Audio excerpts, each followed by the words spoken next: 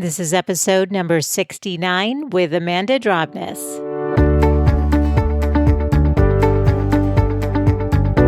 Welcome to the Good Life Coach podcast. I am your host, Michelle Lamoureux. The intention of this show is to awaken you to your fullest potential. Join me each week for inspiring interviews to elevate an area of your life, as well as interviews with women entrepreneurs who are creating success on their own terms.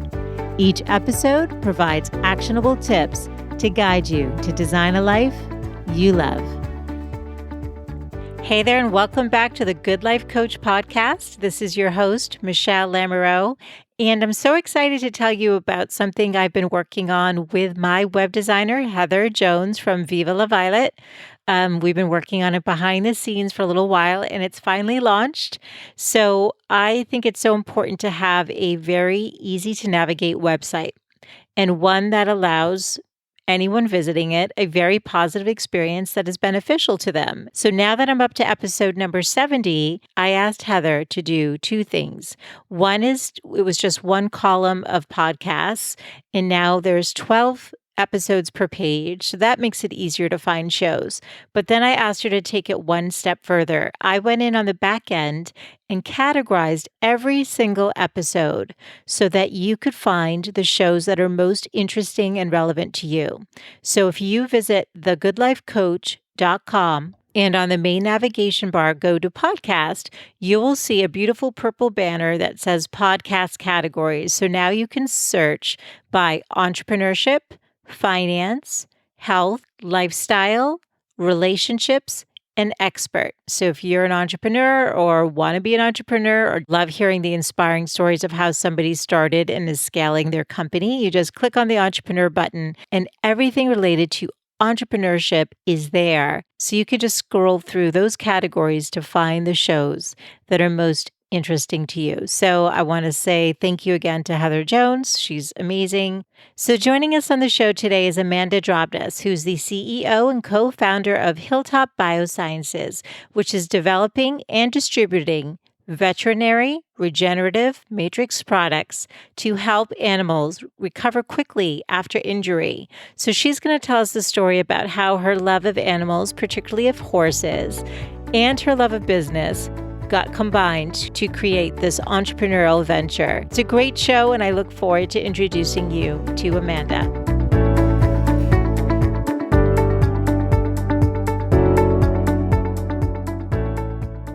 Hey, Amanda. Thank you for joining me today. Thanks for having me. It's wonderful to be on. I'm excited. Oh, good. I'm glad. Well, I'm excited to learn more about your story. So I'm curious, how does somebody go from getting an injection in their hip to deciding so that they can ride their horse and turn that into a business? Take us into your backstory. How did you get started and become a CEO? It's a big step, big launch there. But so originally, I had that hip injection, and I started riding again after 6 weeks, and it was wonderful, and I felt great. And so then I started selling that same product to doctors and hospitals throughout New England. So I became a sales rep for that company because I just loved that it helped me get back on my horse. So what was it that was actually injected? What was the product? Oh, so the product was a regenerative matrix. Okay. It has all sorts of regenerative proteins that go in and regenerate the tissue that you injured. So in my case, I injured my hip, and this product helps regenerate any of the tissue that was injured from that. And it reduces inflammation and helps you heal faster than if you just left it to its own devices. Okay. And how did you injure your hip in the first place?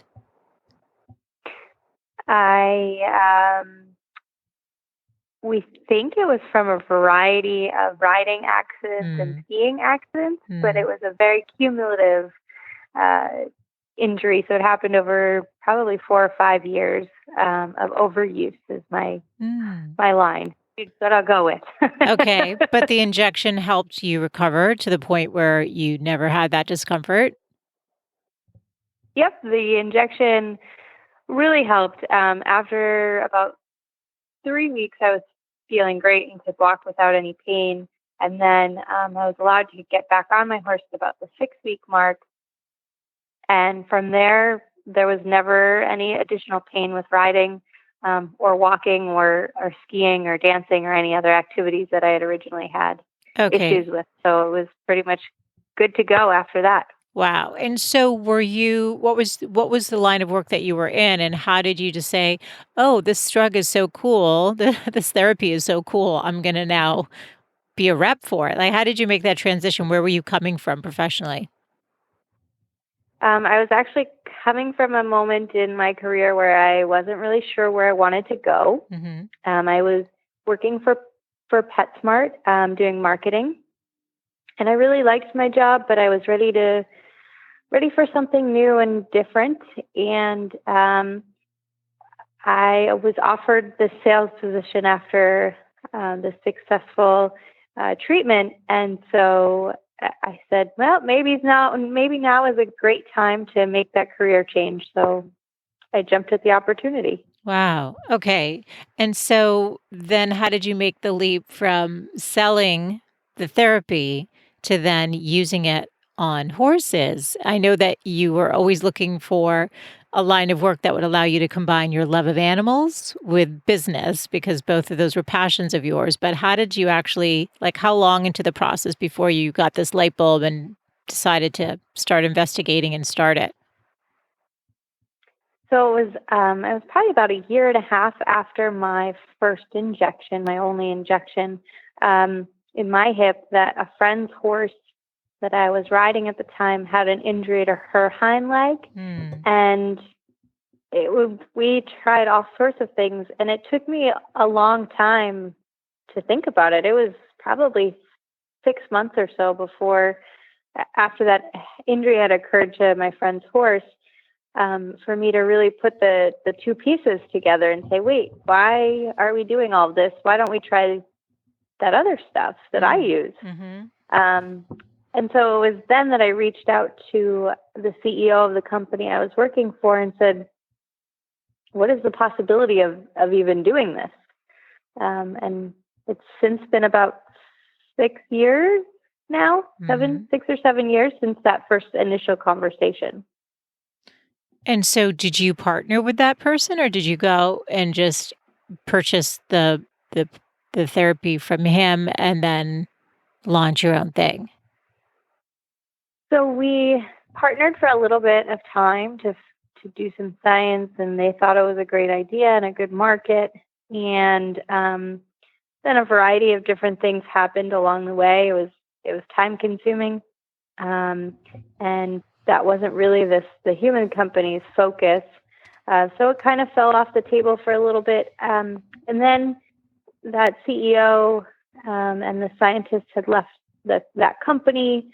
And so it was then that I started reaching out to other scientists and bioengineers that I had met through various functions through my current job, or then I guess through my sales job, um, and found the right people to connect. And so it was about 3 years later, after that initial contact, that we decided to um, try making it in our own lab.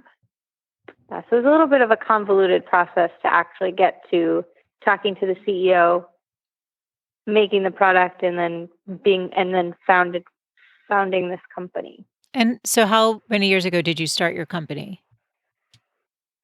So we started Hilltop Bio about 2 years ago, but we were doing some science and some R&D and all that about a year before that. Okay. And so did you use the therapy on your friend's horse and did it work? I'm assuming yes, but what happened? Yes. So one of the first, that horse continued to stay lame and injured. And so we did eventually treat her, and she did do really well. And that was kind of our first indication that we were on the right path. Okay. So now we gotta understand for for myself and everyone listening. So what exactly is regenerative therapy And you said the original company that you were selling the product for was for human use. So tell us how it was original, like what the original purpose was, which I know now you've adapted for animals or specifically horses. But how is this used? What kind of doctors use this? Because I've not heard of it before. So right now, most physicians, a lot of physicians in orthopedics, know of it as an amniotic membrane or amniotic fluid injection. Mm-hmm. So basically what that means is that both for human and animals, the placental material, the amniotic membrane and fluid, is collected after a baby is born. Mm-hmm. On the human side, that's after a C-section, a planned C-section, and the mother's consent and lots of paperwork and understanding. So they collect that raw material and then they process it and make it an injection. And that's used for, on the human side, tendons, ligaments, long non-healing diabetic wounds, some eye ulcers. So a variety of different soft tissue injuries. Mm. And the similar process for the veterinary side and similar indications. A lot of the orthopedists today are just starting to learn about the benefits of using a regenerative matrix with this base of amniotic membrane and fluid. So it's just now starting to become something that people know about and understand. And we're scratching the surface in the regenerative therapy world. There are quite a number of regenerative therapy opportunities and things that we're learning. Stem cells is one of them. Mm-hmm. And this kind of helps us a few more steps along the way. Yeah, I was actually going to learn there. Yeah, it sounds like it. I was going to actually ask you if it was stems based on stem cells when you mentioned the placenta. So is the regenerative methods that are used, like is it one specific, I don't even know if it's a drug. What is it specifically? Or is it something separate? Because you said used in conjunction with the amniotic fluid. So how is it two separate things? I'm just trying to understand the science of it and what the actual product is. So it depends on what product we're talking about. There's several different products and several different ways to make it. All have a lot of the same proteins. So basically, some of the amniotic membrane and fluid says it has stem cells. The ones that we're creating for the veterinary side, we do not claim have stem cells. We actually don't think that for our purposes that we need stem cells. So that's not to say that stem cells don't have a purpose, because I think that a lot of our research indicates that they do. But the purpose of soft tissue and orthopedic injuries that we're looking at, we don't think the stem cells make a huge impact. So our products are cellular, are stem cell free, if you want to call it that. But there are other products out there that are based in amniotic membrane and fluid that also add stem cells, from like umbilical cord or Wharton's jelly or a variety of different fetal tissues. Okay, so if I'm understanding you correctly, there's various treatments and they're not all from the same source. Some are stem cell based and yours is cellular. Is that correct? Ours is acellular. Oh, acellular. And so what does that mean? What's acellular? Acellular means what? So acellular means devoid of stem cells. Okay, that's specifically what it means. Cellular would mean that, yep, so cellular means that it has the stem cells, and acellular, we don't have any. Okay, and so for humans, it sounds like it's been pretty mainstream. Is that true? You mentioned it's been used in orthopedic settings, but so is it a pretty common drug? It's becoming more common. So I wouldn't say it's common yet. Okay, and so when you had it, was it like... We're doing lots of studies. Okay, and when you had it, was it pretty new then? Like, was it like, oh, let me try this thing? Like, I'm just curious how that even became... Yeah. It was. I was a little bit of a guinea pig at that point. We hadn't... Yep, we had used it mostly for non-healing diabetic wounds, and we knew that it had some capabilities in soft tissue healing, and we knew that it could be a void filler. meaning that it could just fill the area where you have an injury. We didn't quite understand how it really worked at that point. And so it was sort of we know that there's no chance that you're going to have an adverse reaction, because in all the literature, which there's quite a lot of literature dating back about 100 years, and in all of that, it never said that there was a risk of rejection. So because of that, I said, well, my hip really, really hurts, and I really want to get back to riding. Let's try it. Wow. So they presented it to you and you said, sure, I'm game. Because you were understanding that there shouldn't be any adverse reaction. So it either was going to do nothing at all, like it wasn't going to help the hip, but it wasn't going to hurt you. And so were you having trouble walking? Like, how severe was your pain or discomfort? My pain was pretty bad. Yeah, I was having trouble walking. I couldn't really go up the stairs or hills. And when I really noticed it got worse after skiing a few times, and then it continued to get worse as I rode. So then walking became even harder after doing all those activities. So it just kept getting worse. And you only got one shot, Amanda?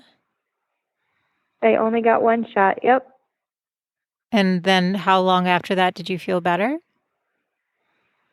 I felt better almost probably within a week, but it wasn't until I got back to riding and I did PT, physical therapy, to really help correct the imbalances that I had created by using the hip incorrectly for so many years of having this injury. So after, I felt great after 6 weeks, but it probably took about 9 to 10 weeks, maybe even 12 weeks after some physical therapy, that I really felt 100% myself. Wow. That's pretty cool. Okay. And so your friend's horse, how long did it help? How long until it helped your friend's horse? Well, she started feeling better fairly quickly. Probably about 2 to 3 days into it, we noticed that she was a little happier. And then she had a chronic injury similar to mine, not in the hip, but in her leg. And so it was probably about 6 weeks later that we really saw a big difference. And then again, after really bringing her all the way back into work, similar to what we would do in physical therapy for humans, it was probably more like 14 or 16 weeks before we saw significant improvement. And then she was back into work and doing great. Wow. Okay. So here you are. Your background's more in business. You don't have a science background, do you? I have an animal science background, so a little bit, but not nearly like our bioengineers do. Okay. And then so take us into how you actually launched your company. I mean, you obviously had to hire the right people who did have the science background, who could do the research necessary and create the product. So take us into what that looked like. How did you get that going? So I started basically by selling additional regenerative therapies and meeting other veterinarians in the space and meeting other sales reps. So I brought some regenerative therapies that were already existing in the space, and I started to be a sales rep for those as well. And so I met some veterinarians and met some sales reps that helped introduce me to other people and grow my network. From there, I had already made those contacts with the bioengineers and the scientists. And my father was a big part of this, as he is one of the first physicians to write a more recent article on using this for non-healing diabetic wounds. So he had a lot of connections for me. And between all of that, we kind of found some volunteers to help us. I didn't have any startup funds except for my own. So it was Yeah, we asked a lot, Yeah. but I learned that if I didn't ask, I didn't get. Yeah, and So, I'm saying it's a lot to start up a company, especially with what you were trying to do. yeah. So you self-funded, or are you still self-funded? So we were self-funded then, but then this past July, we are now funded by angels in the Nice. Boston community. Awesome.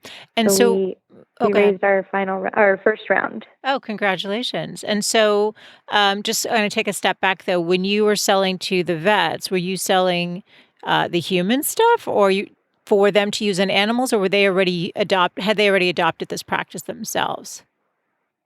So they were using there are other regenerative therapies out there that are like uh, platelet-rich plasma or bone marrow or adipose-derived stem cells, Hmm. where you take the product out of one specific horse. You take blood or fat or bone marrow out of that specific animal. And we do this in humans too, and then you put it right back into that animal Mm. or human. So Mm.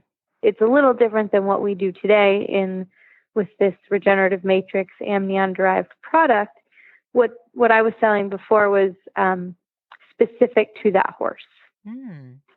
Okay. And now what we have is a shelf stable or um, a way to treat that same horse. All the products are the same, and it doesn't matter what horse or animal or human it goes into.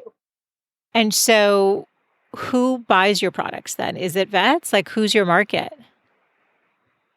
Our market is direct to our veterinarians, Hmm. um, starting with our equine horse veterinarians, Hmm. and then they sell it to their clients. And do they find that it works on every animal, and does it work on every person, or is there a certain percentage that it just does nothing adverse, but nothing good either? Um, so we're still trying to figure out what that percentage will be on the vet side, on the horse side, but on the human side, it seems to be about 10% just don't respond. Hmm. And they don't know why? We haven't figured out why. We're working towards it, but Yeah. it's it depends, I think, on the injury and how far along or how chronic that injury is, or how compliant the patient is. Hmm. Do they follow your instructions or not? Um, so I think there's a lot of variables that we still have to account for. Mhm.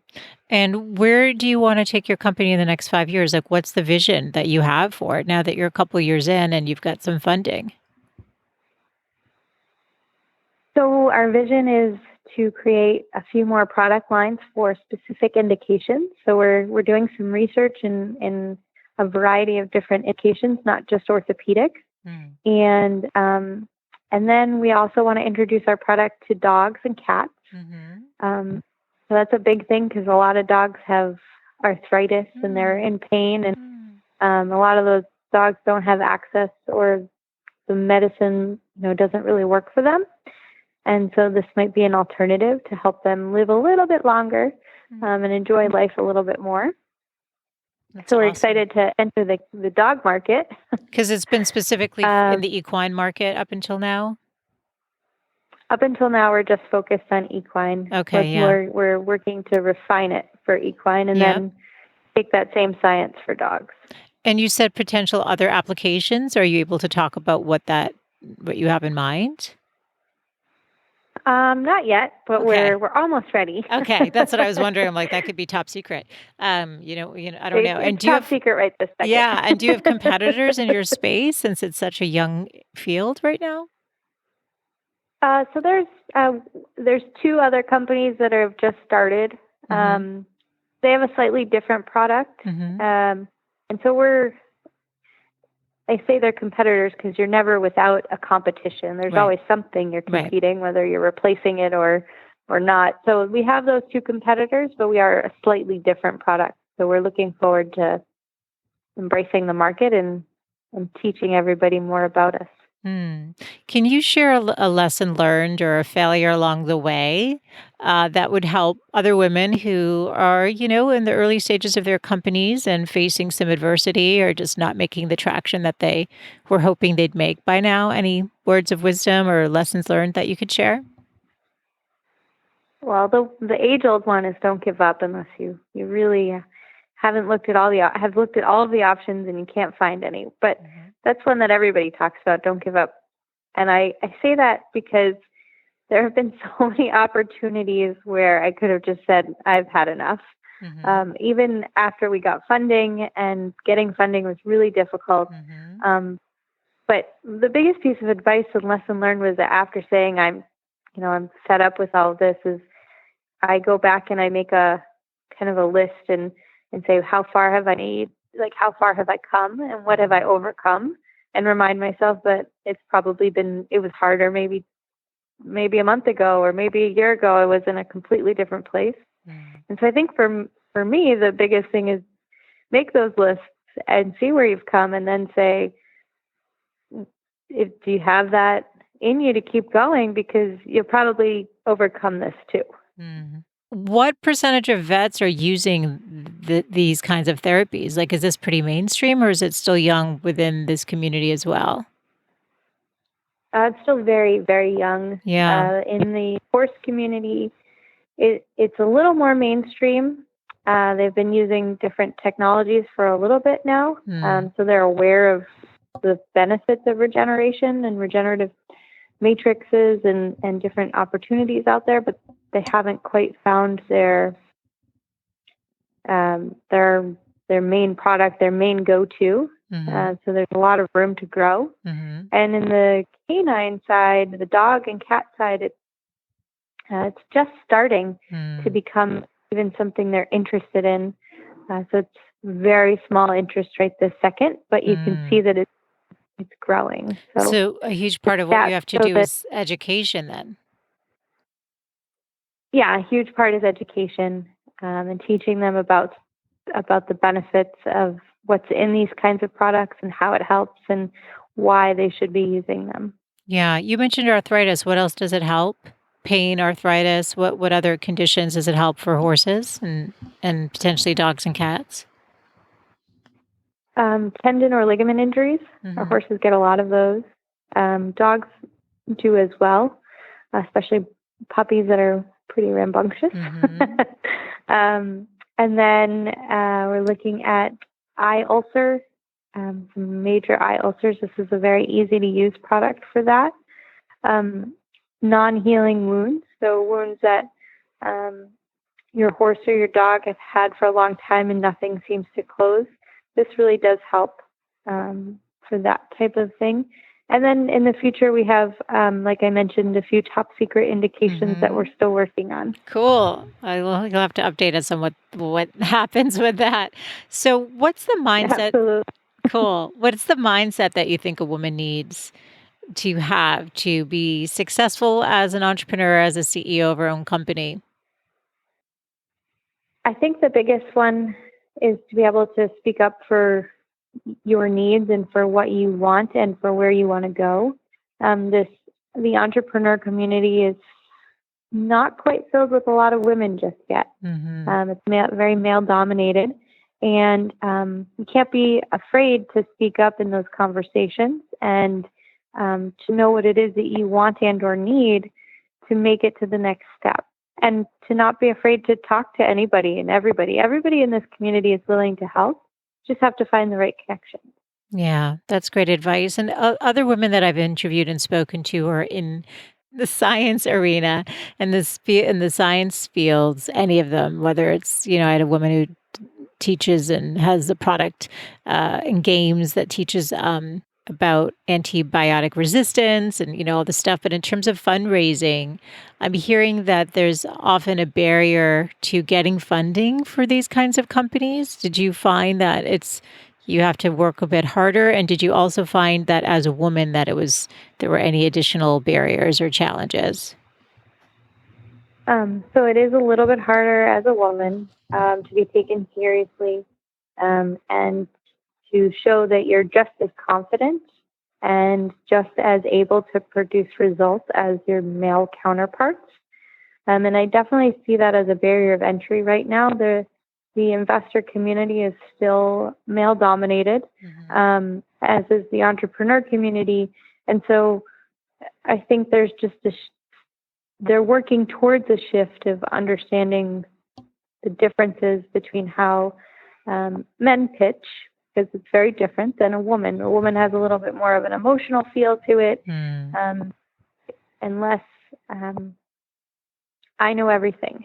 Mm-hmm. And we know, I'm the first one to say I don't know everything, but I'm willing to learn. Mm-hmm. And I think sometimes that takes our investors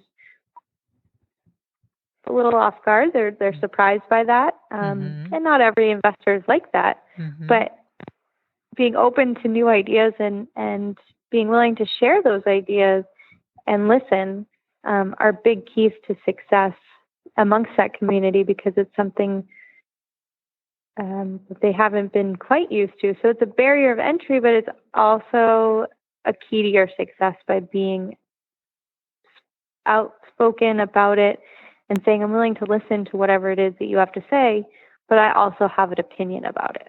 Mm. That's great. Yeah, it's great for you to be able to share that, because I am hearing that these are common challenges, that women do pitch differently than men do, and they're also pitching predominantly to other men, or to men, that they're pitching predominantly to men. And so there can be a disconnect in how the information is being communicated and how confidently the information is being communicated. And so, congrats. Obviously, people are seeing the value of what you're creating. So, I'm glad you got that early stage funding, and that it helps propel you to the next phase in the development of what you're doing. And I think, thank you. And I think one thing that gets overlooked is that we have to educate ourselves about how the funding process works. Mm-hmm.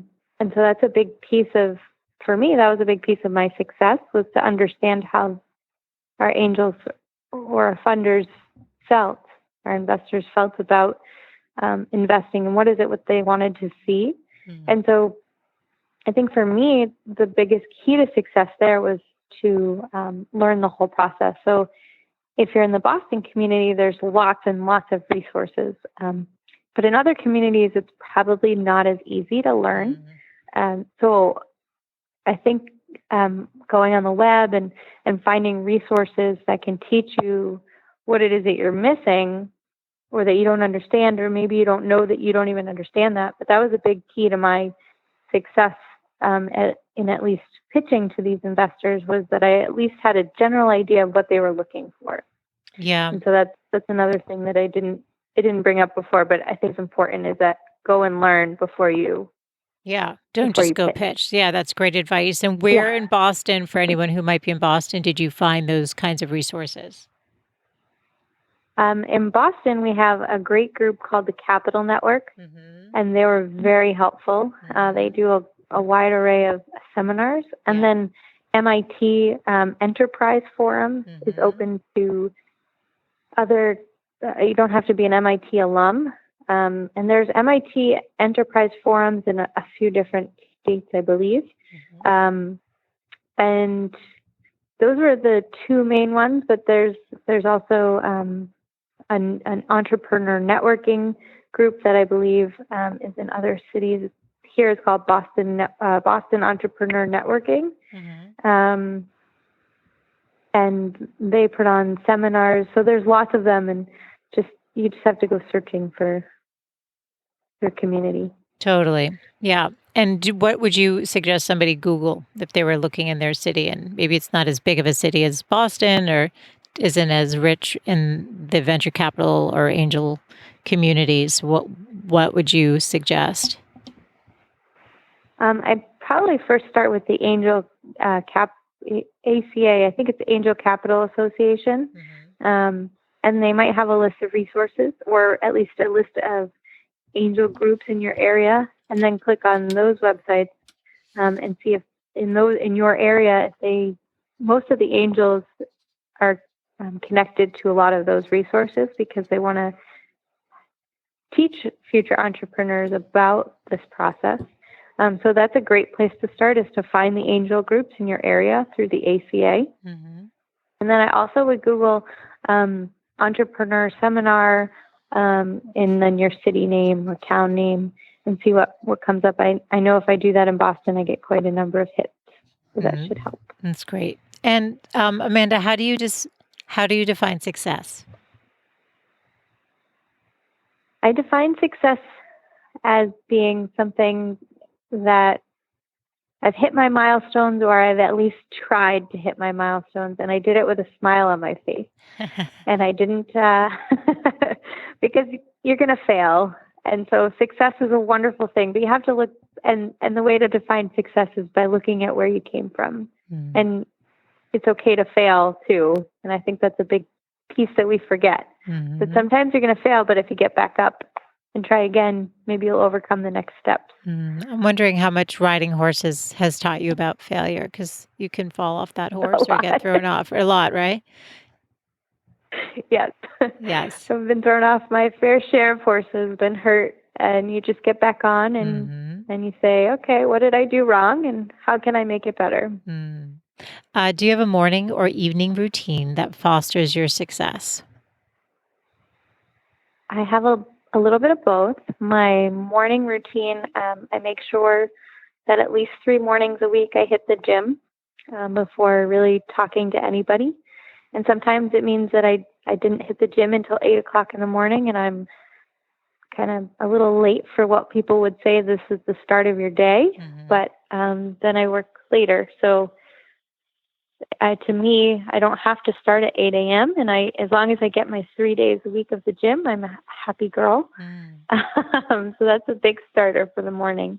And then in the evenings, I make sure that before bed, I take at least 20 minutes and I stretch. And while I'm stretching, I think about the things that I accomplished today. I think about, I kind of de-stress and don't think about the things that are going to happen, but just think about the things that made me happy in that day and how to just something that makes me smile. So I kind of, as I'm stretching, I just think about different things that made me smile so that when I go to bed, I don't think about all of the things that are still left to do.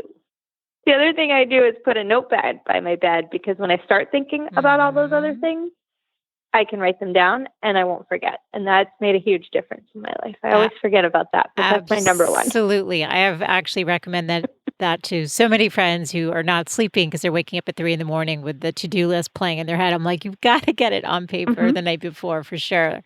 Are there any books that you read in terms of entrepreneurship or how to be a good CEO or any of that stuff that you could recommend? There is, and I have to remember what it was that I really loved.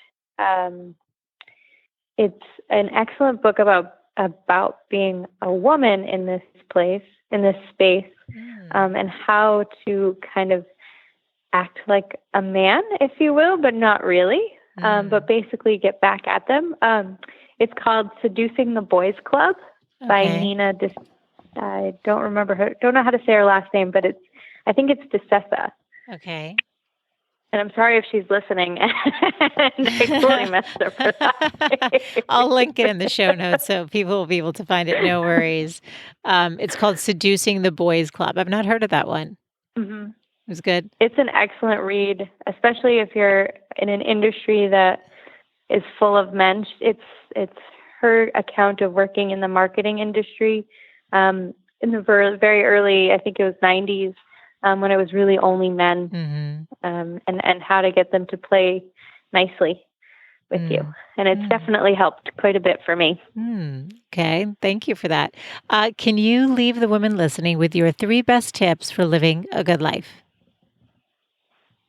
My 3 best tips for living a good life. Make sure to smile, even if you're not having the best day.